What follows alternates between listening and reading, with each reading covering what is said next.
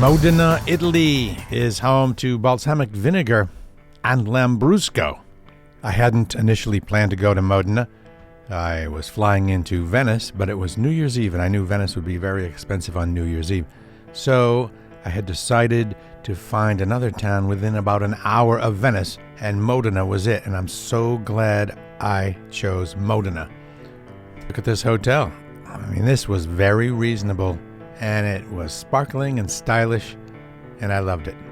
That little bar there with maybe 3 seats, that became my bar and my bartender, because it seemed like I was the only one that would go to the bar. So it was kind of like having a friend in a strange place. I travel alone a lot, and New Year's Eve, it's especially easy to feel alone, but it is much better than the alternative, which would be either to not go or go and have a travel partner that's irritating. This bar and see all these people with their friends and not interact. But I know that the memories will be sweet. Europeans really seem to know how to do winter markets and decoration of town squares in the winter.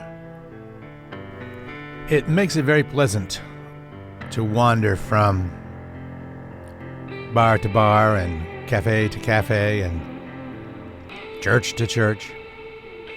When I go to Europe, people ask, did you have any trouble communicating? Well, a little, but that's kind of the fun of it.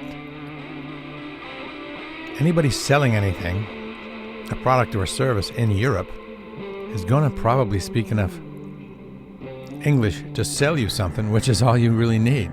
If you need directions or something else, and you need to speak English, search out a young person and ask them. In many cases, an older person will not speak English, but young people generally do. All right, here's a story about New Year's morning, day 1 of the new year.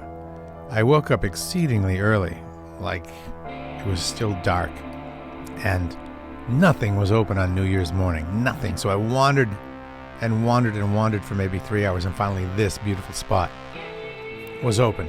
It was so great to sit down and enjoy the convivial atmosphere. So I had a coffee, but I didn't want to leave.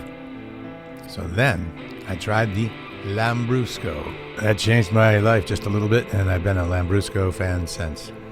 Here's another restaurant. Here I tried the gnocchi, and I don't like it. But they did have Lambrusco that I liked. Inexpensive and delicious.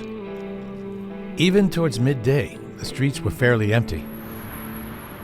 Time to head off to the train station and wait for the train to the Cinque Terre region and Monterosso, the largest of the 5 towns in the Cinque Terre region. This is where I snagged a hotel, another great deal. More on the towns of the Cinque Terre region later in other videos. If you enjoyed the video, subscribe, and remember, travel lightly.